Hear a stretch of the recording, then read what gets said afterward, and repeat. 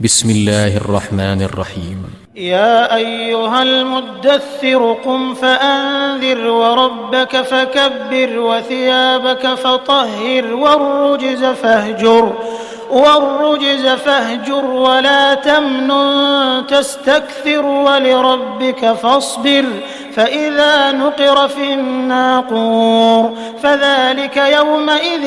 يوم عسير على الكافرين غير يسير ذرني ومن خلقت وحيدا وجعلت له مالا ممدودا وبنين شهودا ومهدت له تمهيدا ثم يطمع أن أزيد كلا إنه كان لآياتنا عنيدا سأرهقه صعودا إنه فكر وقدر فقتل كيف قدر ثم قتل كيف قدر ثم نظر ثم عبس وبسر ثم أدبر واستكبر فقال إن هذا إلا سحر يؤثر إن هذا إلا قول البشر سأصليه سقر وما أدراك ما سقر لا تبقي ولا تذر لواحة للبشر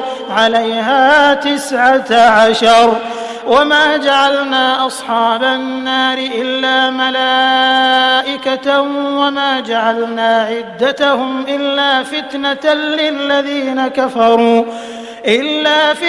للذين كفروا ليستيقن الذين أوتوا الكتاب ويزداد الذين آمنوا إيمانا ولا يرتاب الذين أوتوا الكتاب والمؤمنون وليقول الذين في قلوبهم مرض والكافرون ماذا أراد الله بهذا مثلا كذلك يضل الله من يشاء ويهدي من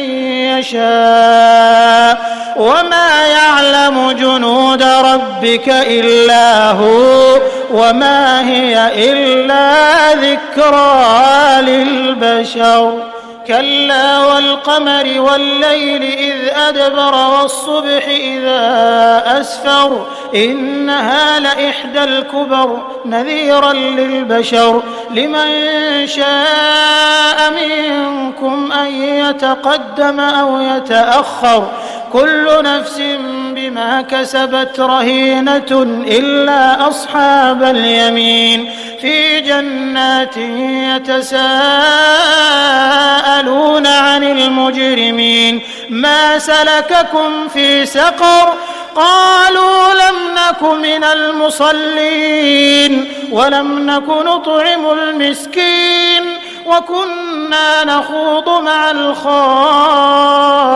الخائضين وكنا نكذب بيوم الدين حتى أتانا اليقين فما تنفعهم شفاعة الشافعين فما لهم عن التذكرة معرضين كأنهم حمر مستنفرة فرت من قسورة بل يريد كل امرئ منهم أن يؤتى صحفا منشرة كلا بل لا يخافون الآخرة كلا إنه تذكرة فمن شاء ذكره وما يذكرون إلا أن يشاء الله هو أهل التقوى وأهل المغفرة.